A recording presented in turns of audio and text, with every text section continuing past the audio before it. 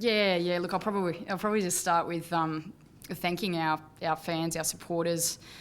That's really quite emotional for us. It's been a big week, and to have so many people come out and watch that in the rain. I'm told it was close to 10,000 people. It was really special, and it gave us the wings to travel. So I want to say thanks to the fans and our family and our friends for turning up today. I guess after they get such a big crowd last night, it's a hard act to follow. But Adelaide voted with their feet. Yeah, it's a hard act to follow. I don't like to compare numbers like that, but I think when you get sort of 10,000 people at a ground, and I'd say 9,990 of them were Crows supporters, that's about the percentage that you would have had at the Collingwood-Carlton game last night. So we're really happy. We could hear them. It was hard to get through actually from the box down to the breaks through the crowd, and just people talking to you about the game as you're going down. It was just terrific. Yeah, terrific to be a part of it. The stars really stepped up, and Chelsea was excellent there, and obviously everything Aaron in the first quarter and all day long. Yeah, look, we thought it was a real team effort. Some parts of the team speak louder, and that's their role. Everyone's got their unique role in the team, and everyone played their role today that we wanted them to. We spoke before the game about how we wanted to be uncomfortable to play against, and that's how we want to be remembered this season, that it hurt to play the Adelaide Crows, and we think that we executed that to a T today. The way you moved the ball out of the back line, there was one part that set up your first goal, it came down the wing, Aaron Goddard spun, found Kelly, and she launched a great goal there. Is that sort of what you've been working on in terms of that sort of the game plan and game style? Absolutely. The message was to go with speed. The transition from the counter attack, as we've been calling it, from defence to attack, is really where we want to see our strength this year.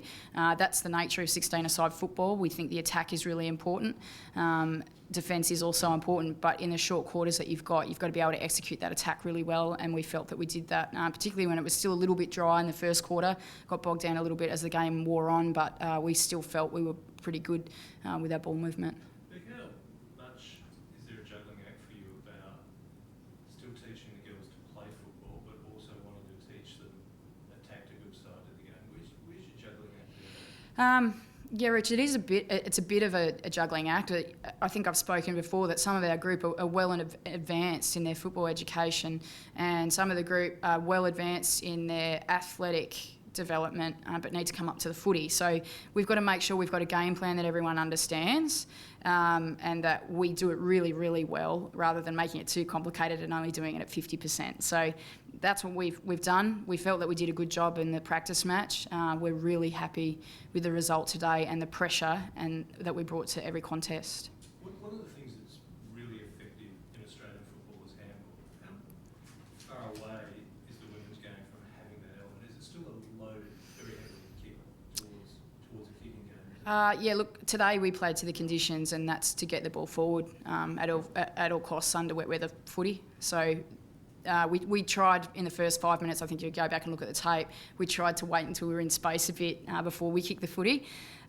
We don't really want to do that in these conditions, so the message went out pretty quick, smart, to get that ball forward. I think last night you saw that it was almost like the two teams were scared to kick, and they were handballing a lot. So some teams probably got a better strength at it, but we felt our kicking today, and just at least kicking it to advantage under the rain, was what we needed to score. Which is harder to teach at the moment, the kicking or the handball? We're really focused on our kicking because that's the quickest way to goal. So while we do, of course, do handballing, we want to attack with our speed, and to do that, you've got to be able to kick well. So we saw some terrific kicking today in patches, and as you mentioned, Kelly Gibson and Denny Van Hagen, Ebony Marinoff. While at times the kick didn't look attractive, it served a purpose. We got the ball forward. Do you think the physicality of the game would have sent a bit of a message to people who hadn't seen a lot of women's football before, that it's a fairly aggressive style? Yeah, and it's its own brand of footy, isn't it? I've said before, I'd love to see women's footy talked about in its own conversation rather than having it compared all the time, because it's dangerous to get into that, in this new wave of where we're going. But we thought we were really aggressive. We've been doing a lot of work on that over the pre-season. There were, if you look at the free kick count today, I think you'll find that both teams were pinged a fair bit. for their levels of over-eagerness with some of their tackling. But you don't really want to change that. You want them to approach the contest the same way and just clean it up where it needs to be. Without comparing to the men, what about comparing to last night? What the Crows dish up today, is that going to be competitive? I've not gone through the tape in detail of the game last night. I was trying to relax, actually, believe it or not, Mark, and think about today's game. But, we'll go back and have a look at some tape. We certainly want to look at the Bulldogs, who are about to start their game now, and start turning our attention right now on how we recover quickly, because we've got a 6-day turnaround now to get the Bulldogs on Friday night in Melbourne, which is going to be a fantastic opportunity for our group again. But when you talk about own brand, what will stand out in that brand? What will we come to learn is women's football?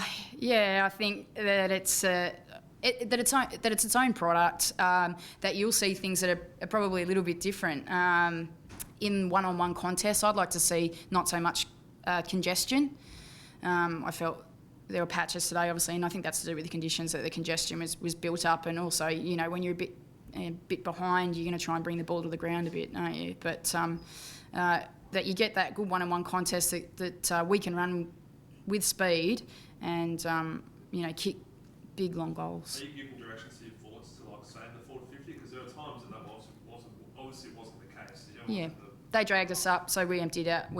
And we're okay with that because we think our counter-attack is good, and we've been training for that.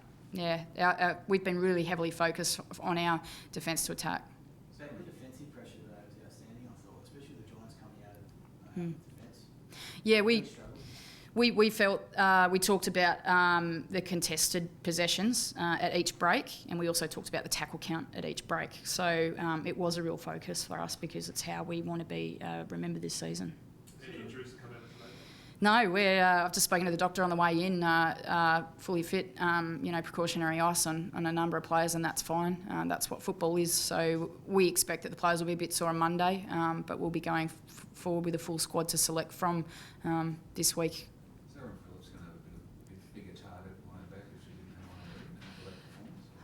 Well, she might, but you got to catch her first, don't you? Yeah, she's an unbelievable athlete, and she showed a glimpse of what she's capable of today. Rachel Killian, she right through the late. Yeah, look, she was late scratching. She's just a bit sore this week, and we think in a 7-week competition it'd be silly to play one of our best forwards unnecessarily, do something that might take 3 or 4 weeks to recover from. So we want her for the full season. She'll be available for selection Friday night. What injury? She just had a bit of a sore driver. And as you know, she couldn't feel it. I spoke to her Thursday. She couldn't feel it, but you take the advice of the doctors. Dr. Bec Goddard wasn't in the house today. Dr. Duncan Walker was. So I'll take his advice any day. Thanks. We're all looking for, as Andrew told us earlier in the week, about that relative anonymous player to become a hero. Yeah. What's going to make Sarah Perkins stand out as a hero? There's something about her Presence, isn't it? Yeah. It's going to make her become a hero to everyone. Yeah. I wish you guys could. I mean, she's a big presence on the field. I wish you could see what she does in the change rooms and just how she talks to the players. And I wrote all the girls a little note this week. Thanking them for what they do and for me and where I see them going this season. And Sarah's note, I thanked her for coming to the Crows.